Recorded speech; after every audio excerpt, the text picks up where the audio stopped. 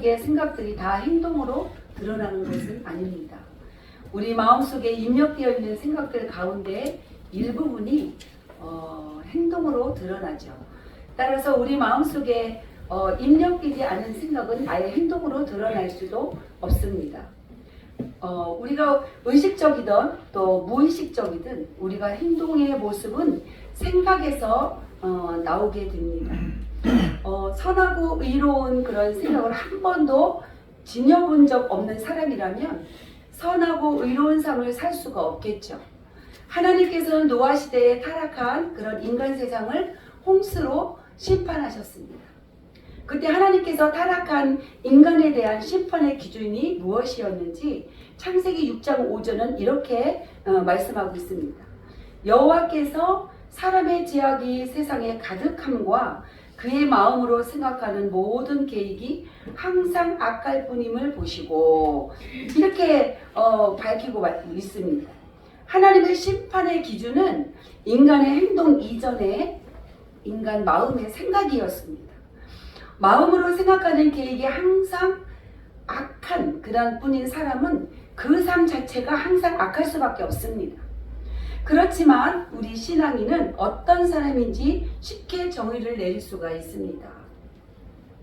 그리스도인은 두말할 것 없이 삼위일체 하나님과 또 하나님 말씀에 대한 생각으로 그 마음이 충만한 그런 사람이라고 볼 수 있습니다.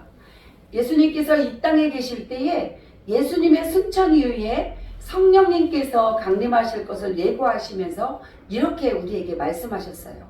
요한복음 14장 26절에 이렇게 말씀하고 있습니다. 보혜사 곧 아버지께서 내 이름으로 보내실 성령 그가 너희에게 모든 것을 가르치고 내가 너희에게 말한 것을 생각나게 하리라. 이렇게 하나님이 영이신 성령님께서는 우리에게 주신 말씀이 생각나도록 우리를 도와주신다고 말씀하고 있습니다. 그렇다면 성령 충만한 그런 사람은 어떤 사람이겠습니까? 우리가 청산유소처럼 정말 기도를 잘하지 못해도, 우리가 철야를 하고 기도를 많이 하지 못해도, 또 다른 사람들의 두드러져 보이는 행동을 하지 못해도 매일 삶 속에서 하나님의 말씀을 생각하면서 사는 사람이 성령 충만한 그런 사람입니다. 아멘. 하나님의 말씀을 생각하면서 사는 사람은 예수 그리스도의 길에서 벗어날 수가 없습니다. 믿음은 천지를 창조하신 삼위일체 하나님을 믿는 것입니다. 그리고 하나님께서 성령을 통해서 성경을 통해서 계시해 주신 하나님의 말씀을 믿는 것이 우리가 하나님의 마음을 가진 사람들입니다. 자연이치와 인간의 역사를 통한 하나님의 섭리를 믿는 것입니다. 우리가 수십 년 예수 믿었다고 믿음이 성장하는 것은 아니에요. 또 수십 년 동안 우리가 교회 나왔다고 해서 우리가 견고한 그런 믿음을 가진 사람이 아닐 수도 있어요. 이렇게 수십 년 교회를 다녀도 삼위일체이신 하나님의 말씀과 하나님의 섭리를 믿음으로 받아들이지 않는다면 그 사람은 습관적인 종교인일 뿐 참된 신앙인이 될 수가 없습니다.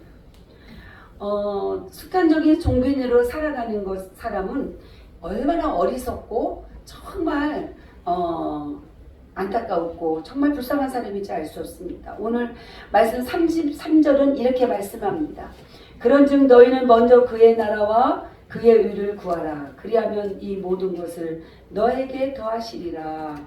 여기에서 주님께서 말씀하신 이 모든 것은 우리의 모든 일상을 얘기하는 거예요. 먹는 것, 마시는 것, 입는 것, 그런 모든 것을 세상의 모든 것을 우리 하나님께서는 우리에게 더해 주신다는 거예요. 사람들은 늘 하나님께 조건을 붙입니다.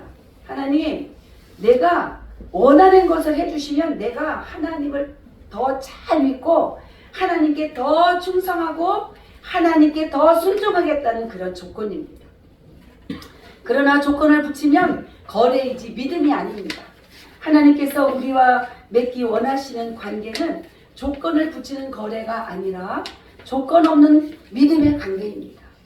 이것이 주님께서 우리에게 너희는 먼저 하나님의 나라와 그 의를 구하라 라는 명령하시는 그런 말씀의 까닭입니다. 한마디로 말씀드리면 삶의 우선순위를 하나님께 드리라는 것입니다. 바로 그것이 믿음이고 그렇게 믿으면 하나님께서 책임지신다는 것입니다. 믿음은 우선순위의 문제입니다. 우리의 아무리 신앙의 연륜이 깊어도 자기 자신에게 삶의 우선순위를 두는 사람은 하나님과 관계가 끊어진 상태라고 보는 게 맞을 겁니다. 우리가 아기를 낳으면 어때요? 우리의 모든 삶을 우선순위로 그 태어난 아이에게 주듯이 믿음은 언제 어디서나 어떤 상황 속에서도 자기 삶의 우선순위를 하나님께 먼저 드리는 것입니다. 조금만 생각해도 믿음의 이치가 이렇게 확연한데 사람들이 하나님을 믿기보다 하나님과 자꾸 거래하려고 하는 것은 생각 없이 하나님을 믿기 때문입니다. 그래서 주님께서 오늘 본문 25절에서 28절을 통해서 이렇게 말씀합니다. 한번 다 같이 한번 읽겠어요. 28절. 또 너희가 어찌 의복을 위하여 염려하느냐? 들의 백합화가 어떻게 보라. 수고도 아니하고 길쌈도 아니하느니라. 29절. 그러나 내가 너희에게 말하노니 솔로몬의 모든 영광으로 이것이 이 꽃 하나만 갖지 못하였느니라. 이렇게 말씀하고 있죠. 그래서 하나님께서는 우리가 이 말씀을 통해서 하나님을 믿는다고 하면서도 자기 자신에게 우선순위를 두느냐, 아니면 가난하면 가난한 대로, 부유하면 부유한 대로 세상의 것들에 얽매여서 근심과 또 불안과 초조로부터 벗어나지 못한 인간들에게 주님께서는 생각하여 보라고 이렇게 말씀을 통해서 우리에게 명령하셨어요. 헬라어 동사로 카타만타노라는 이 단어는요, 배우다, 관찰하다, 숙고하다 그런 의미를 가지고 있습니다. 저 창공을 나는 새들도 먹을 씨를 뿌리지 않고 가을이면 추수해서 1년 먹을 양식을 창고에 쌓아두지 않습니다. 하지만 새들은 하나님의 섭리 속에서 아무 근심 없이 하루하루를 최선을 다해서 살아갑니다. 우리가 우리 아이들이 키가 우리의 염려로 키울 수 있습니까? 염려로 1mm라도 키울 수 없습니다. 하지만 끼니를 제대로 채우지 못하는 아무리 가난한 집 아이라도 하나님께서는 자랄 만큼 자라게 하십니다. 또 들에 피어있는 꽃을 어떻게 피고 자라는지 한번 생각해 보시기 바랍니다. 꽃들이 아름다운 물감을 구하려고 다니기 위해서 수고를 합니까? 꽃들이 직접 길쌈도 하지 않습니다. 새들과도 달리 꽃들은 그 자리에서 가만히 있으면서도 꽃을 피우고 자랍니다. 29절에서 30절 말씀입니다. 29절. 그러나 내가 너희에게 말하노니 솔로몬의 모든 영광으로도 입은 것이 이 꽃 하나만 갖지 못하였느니라. 오늘 있다가 내일 아궁이에 던져지는 들꽃도 하나님이 이렇게 입히시거든. 하물며 너희일까 보냐. 믿음의 작은 자들아. 부귀 영화의 상징인 솔로몬이 옷이 아무리 화려하다 할지라도 생명이 없는 천이, 또 생명이 없는 옷감이 어떻게 꽃의 아름다움을 따라갈 수 있겠습니까? 그렇지만 꽃이 천년만은 피는 것은 아닙니다. 오늘 눈부시게 피었다가 내일 시들어서 아궁이에 던져지는 들꽃도 하나님께서 그토록 눈부시게 아름답게 입히신다면 그 하나님께서 하나님의 자녀들을 책임져 주지 않겠습니까? 2000년 전에 주님의 질타를 직접 받았던 사람들은 하나님을 믿지 않는 이방인이 아니라 하나님을 믿는다는 유대인들이었습니다.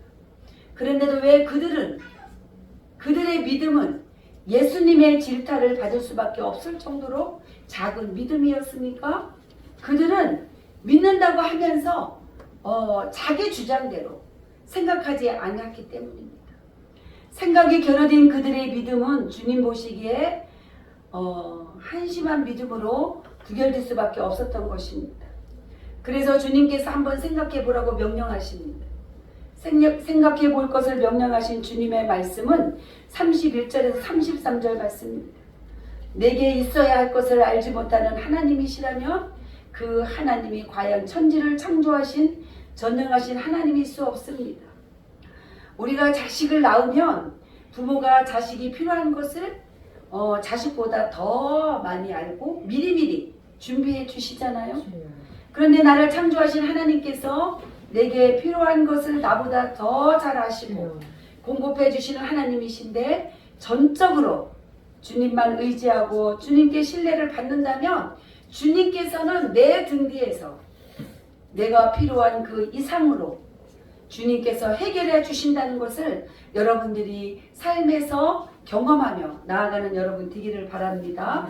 이처럼 천지를 창조하신 하나님을 신실하게 믿으며 하나님께서 약속하신 언약을 생각하면 자연의 이치와 인간의 역사를 통한 하나님의 섭리로 우리는 자기 자신에게 삶의 우선순위를 두느냐 아니면 염려와 근심에서 벗어나지 못하는 이방인의 삶에서 탈피해서 삶의 우선순위를 하나님께 드리는 그런 참된 그리스도인이 되느냐 이런 것이 우리의 삶이 결정되어지기도 합니다. 그래서 저는 여러분들이 정말 하나님 의지해 보세요. 내가 지금 너무너무 힘들어서 하나님 앞에 더 가까이 가지 못하고 어느 분은 그러세요. 다 해결이 되면 교회 나오겠어요. 절대 해결되지 않습니다. 하나님은 해결되지 않는 그 문제를 가지고 하나님 앞에 나왔을 때 하나님께서는 그 문제를 해결해 주시는 하나님이십니다.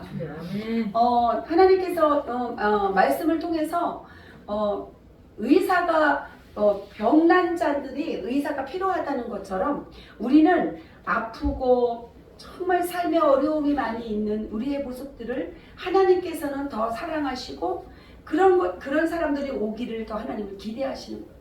더 잘나고 정말 성공해서 정말 하나님 앞에 나 이렇게 왔어요. 나 이거 드려요. 이거 하나님 원하시지 않는 거예요. 내가 힘들고 어려운 상황 속에서 정말 내 마음을 하나님께 드릴 때 하나님께서는 그 희열의 기쁨을 우리에게 주시는 거예요. 여러분들도 이러한 그 기쁨을 맛봤으면 너무 좋겠다는 생각이 듭니다. 그래서 33절에 이렇게 끝을 맺습니다. 34절 한번 보겠습니다. 그러므로 내일을 위하여 염려하지 말라. 내일은 내일이 염려할 것이요 한낮의 괴로움은 그날에 족하니라. 주님께서는 내일 일을 염려하지 말래요. 너희들은 염려하지 말라고 말씀해요. 근데 왜 여러분들 자꾸 염려하십니까? 경제가 어렵습니까? 염려하지 마세요. 하나님께서 하나님의 원하시는 이 컵에 이만큼 차여 있다면 하나님 응답해 주지 않아요. 가득 차야 돼요, 물이.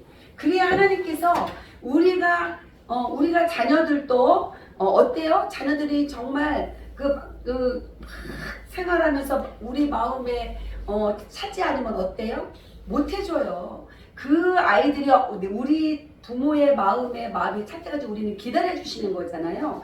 그런 것처럼 하나님께서 하나님이 원하시는 잔을 채워야 돼요. 우리의 믿음을 채워야 된다는 거예요. 우리가 10년, 20년 교회 나와서 예배 드리는 게 중요한 게 아니라 정말 오늘이 나의 최선의 그러한 하나님을 만나는 그러한 날이라고 생각하면서 여러분들 그래서 정말 삶 가운데 어려움이 없었으면 좋겠어요. 여러분들 마음이 어렵고 힘든 자들 있습니까? 그런 어려움을 하나님께서는 다 책임주시더라고요. 저도 남들이 보면 저한테 어려움이 있냐고 말해요. 주위 목사님들이 목사님이 어려우면 우리는 어떻게 살아? 이렇게 말해요. 주위의 목사님들이. 근데 저는 너무너무 마음의 어려움을 많이 겪었어요. 근데 그럴 때 하나님께 무릎 꿇으니까 하나님이 환경은 변하지 않지만 하나님이 내 마음을 이길 수 있는 힘을 주셨어요. 그래서 하나님께서는 이렇게 내일을 염려하지 말래요. 왜 여러분 내일을 염려하세요? 염려하지 마세요. 염려하는 자들은 하나님이 해결해 주지 않는다는 것도 기억했으면 좋겠습니다. 그래서 염려, 근심으로 할 수 있는 것은 뭔지 아세요? 자기 생명을 스스로 단축시키는 그 이외에 이 세상에서는 아무것도 할 수 없습니다. 주님께서 우리의 삶을 책임져 주신다고 해서 우리의 삶 속에 고난이나 고난으로 인한 괴로움이 없는 것은 결코 아닙니다. 주님께서도 한낱 괴로움은 그날로 족하리라 라고 말씀하신 것처럼 우리가 살아있는 한 고난과 삶의 괴로움이 있기 마련입니다. 그렇다면 우리가 뒤묻지 않을 수가 없습니다. 아니, 하나님께서 우리의 삶을 책임져 주신다면 아예 고난도 괴로움도 주셔야 왜 주십니까? 우리 삶을 책임져 주신다고 하면서 왜 우리에게 이렇게 괴로움을 겪게 하십니까? 이렇게 하나님께 반문하시는 분도 있을 수 있습니다. 이 질문에 대해서 주님께서 이미 2000년 전에 사도 바울을 통해서 우리에게 답을 주셨어요. 로마서 8장 19절 말씀에 생각하건대 현재의 고난은 장차 우리에게 나타날 영광과 비교할 수 없도다. 이 구절에서 가장 중요한 단어는 생각하건대, 이렇게 해요. 생각해 보세요. 내가 천지를 창조하신 하나님을 믿는데 내가 괴로움이 있다면 하나님께서 무능하시기 때문이겠습니까? 나를 구원하시기 위해 예수 그리스도 독생자를 제물까지 삼으신 하나님이시라면 그럴 리가 없습니다. 내가 겪는 고난과 삶의 고난을 정의로 삼으셔서 내 마음의 못난 부분을 깎으시고 나를 정금처럼 새롭게 비춰주시기 위한 것이었음을 여러분들이 확고히 믿으시기 바랍니다. 이처럼 우리가 한 번이라도 깊이 생각해 보면 현재의 고난과 괴로움은 장차 우리에게 나타날 영광과 결코 비교할 수 없습니다. 그러나 우리가 하나님을 믿는다고 하면서도 생각하지 않고 또 습관처럼 종교인이 되면 안 됩니다. 천지를 창조하신 하나님을 믿는다면 흔들리지 않는 갈대처럼 주어지는 상황에 따라 일희일비하는 그런 모습을 벗어버리고 성숙한 신앙인의 모습으로 성장해 나아가는 복된 성도가 되시기를 축복합니다. 이 세상 무엇이 우리를 두렵게 할 것이며 우리가 두려워할 것이 무엇이겠습니까? 우리 모두 하나님을 생각하고 하나님의 말씀을 생각하고 또 하나님의 섭리를 생각하는 그리스도인이 되시기를 바랍니다. 그리고 언제 어디서든 어떤 상황 속에서도 하나님께 삶의 우선순위를 드리는 참된 그리스도인이 되시길 바랍니다. 비록 폭풍이 몰아쳐도 눈보라가 불어칠지라도 하나님께서는 반드시 그 모든 것을 합력하여 우리의 삶 속에서 하나님의 선한 뜻을 이루어 가실 것입니다. 날마다 말씀 붙잡고 견고하게 서가는 신실한 그리스도의 모습으로 나아가는 그런 승리하는 그런 복된 성도가 되기를 간절히 축원합니다.